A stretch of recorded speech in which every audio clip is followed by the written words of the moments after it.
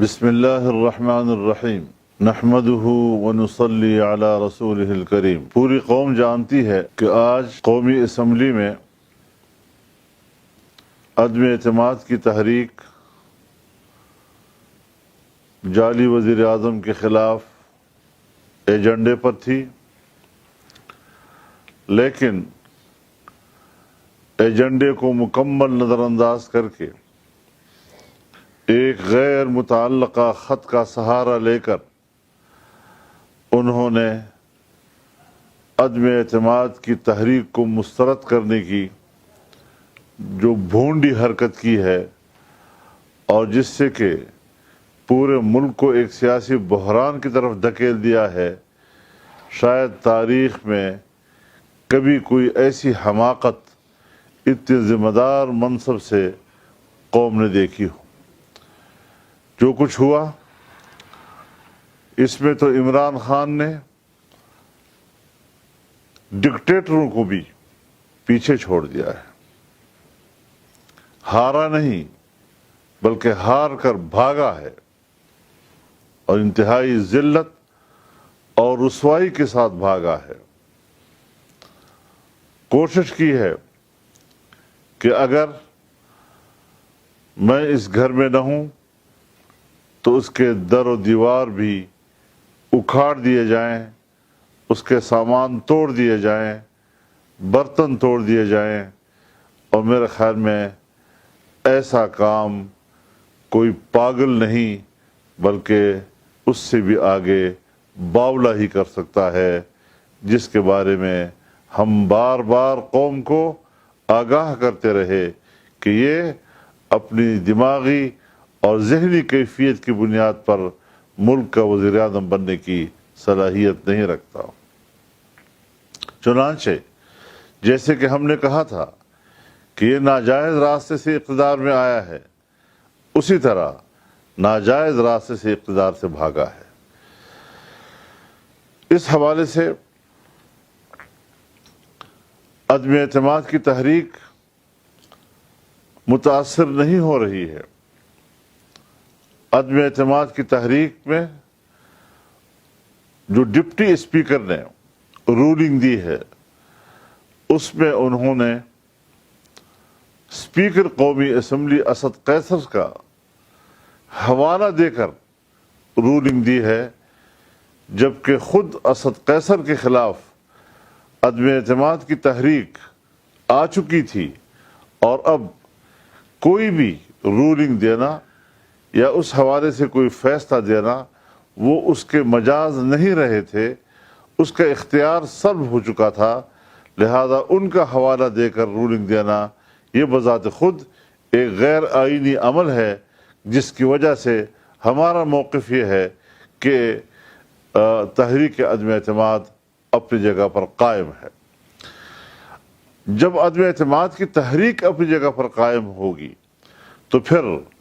عمران خان کو بھی بحیثیت وزیر اعظم کے اسمبلیاں توڑنے کی سفارش کرنے کا اختیار نہیں ہوگا، اور اس نے جو اسمبلی تحلیل کرنے کی سفارش کی ہے یہ غیر آئینی ہے۔ صدر نے اگر اس کی سفارش پر اسمبلی تحلیل کرنے کا فیصلہ کیا ہے تو یہ غیر آئینی ہے۔ انہوں نے عدم اعتماد پیش کرنے والوں کے خلاف آئین کے آرٹیکل 5 کا سہارا لینے کی کوشش کی ہے۔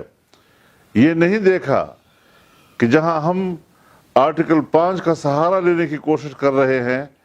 وہاں ہم آئین کے آرٹیکل 6 کی خلاف ورزی کی بھی مرتکب ہو رہے ہیں، یعنی ہم آئین کے خلاف بغاوت کی بھی مرتکب ہو رہے ہیں۔ تو اس اعتبار سے ذرا سوچنا چاہیے کہ انہوں نے ملک کے نظام کے ساتھ، پارلیمنٹ کے ساتھ، جمہوریت کے ساتھ کیا کھلواڑ کیا ہے، کیا مذاق کیا ہے، اور کیا قوم ان لوگوں کے ان تماشوں کو محض دیکھتی رہے گی؟ اس اعتبار سے جمعیت علماء اسلام نے جو موقف پہلے دن دیا تھا، مسلسل ایک ایک واقعہ ہمارے موقف کی تائید کرتا چلا آ رہا ہے، اور آج کے اقدامات نے تو ہمارے موقف پر مہر تصدیق ثبت کر دی ہے۔ میرے محترم دوستو، انہوں نے جمہوریت کا چہرہ مسخ کر دیا ہے اور اپنا اصل چہرہ بے نقاب کیا ہے۔ انہوں نے آئین کی بے توقیری کی ہے، آئین کی رسوائی کی ہے، اور آئین کو انہوں نے ایک آلہ کے طور پر استعمال کیا ہے، ناجائز طور پر استعمال کیا ہے، جس کو کسی قیمت پر بھی تسلیم نہیں کیا جا سکتا۔ ہمارا آئینی ماہرین کے ساتھ مشاورت جاری ہے، اور سپریم کورٹ نے بھی اس تمام واقعے کا از خود نوٹس لے لیا ہے۔ مجھے یقین ہے کہ جو آج انہوں نے مذاق کیا ہے، کھلواڑ کھیلا ہے، اور مضحکہ خیز قسم کا سرپرائز دیا ہے، پتہ نہیں کس خیال میں انہوں نے سوچا ہوگا کہ ہمارے اس اقدام کی پذیرائی ہوگی، ہمارے کارکن کی محلے کوچے میں عزت بڑھے گی۔ اس نے نہیں سوچا کہ انہوں نے اپنے ہی کارکنوں کو مایوس کیا، محلے کوچے میں ان کو رسوائی کی طرف دھکیلا، اور آج وہ محلے کے ایک ایک آدمی کے زبان پر مذاق بن گئے ہیں۔ ہمارا مشاورت کا عمل جاری ہے، اور اگلے اقدامات بھی ہم مشترکہ رائے عمل کے ساتھ کریں گے۔ نئے الیکشن کرانا، یہ تو ہمارا روز اول سے مطالبہ رہا ہے کہ فوراً انتخابات کرائے جائیں، لیکن ہم نے پھر بھی یہ کوشش کی کہ جو کچھ بھی آگے ہوتا رہے وہ ملک کی آئین کے دائرے کے اندر ہوتا رہے، اداروں کے احترام اور ان کے کردار کو مد نظر رکھتے ہوئے ہم نے اس دائرے کو پسند کیا، اسی دائرے میں کام کرنے کے لیے اور اسی کے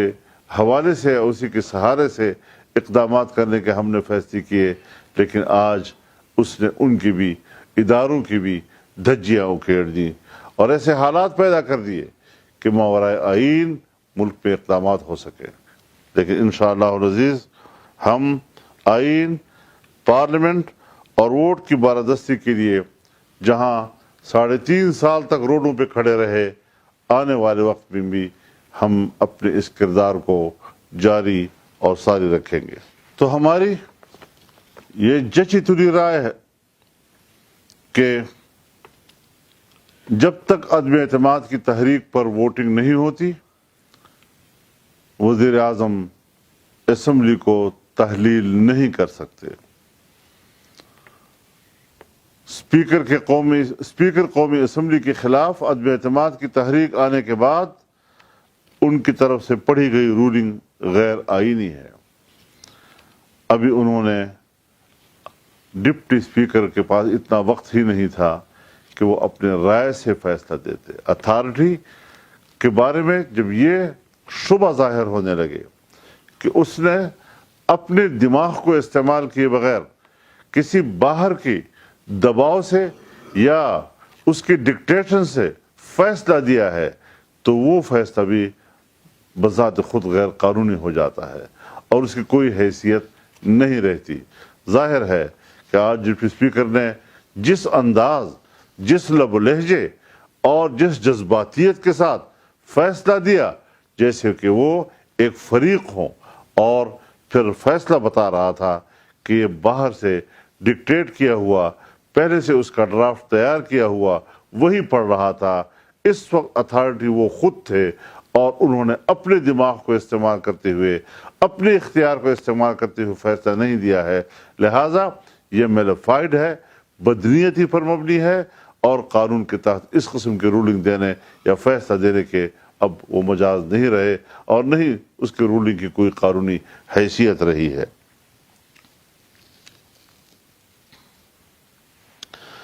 تو یہ ہے ہماری وہ رائے،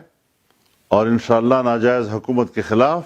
जद्दोजहद जारी रहेगी ताकि एक सेहतमंद सियासी निज़ाम पाकिस्तान में परवान चढ़े और इस किस्म के क़ुव्वतों से कौम को निजात मिले। बहरहाल एक नतीजा जो पब्लिक के लिए इन तमाम हालात में खुशी की है वो यही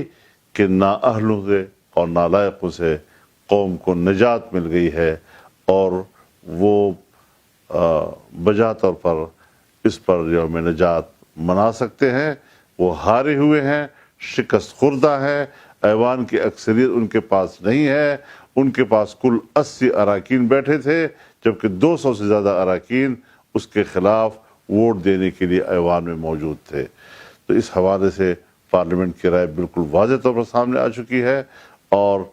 अब इसको कानूनी मोशगाफियों में उलझा के ये समझना कि इसकी कोई सियासी अहमियत नहीं है, इसकी कोई कानूनी और आईनी हैसियत नहीं है, मेरे ख्याल में ये सोच भी इंतहाई निचली सतह की सोच है और गैर संजीदा सोच कहलाई जा सकती है। अल्लाह ताला पाकिस्तान की हिफाजत फरमाए और एक सेहतमंद सियासी निज़ाम पाकिस्तान को अता फरमाए ताकि उसके नतीजे में मुल्क तरक्की करे, इक़्तिसादी तरक्की करे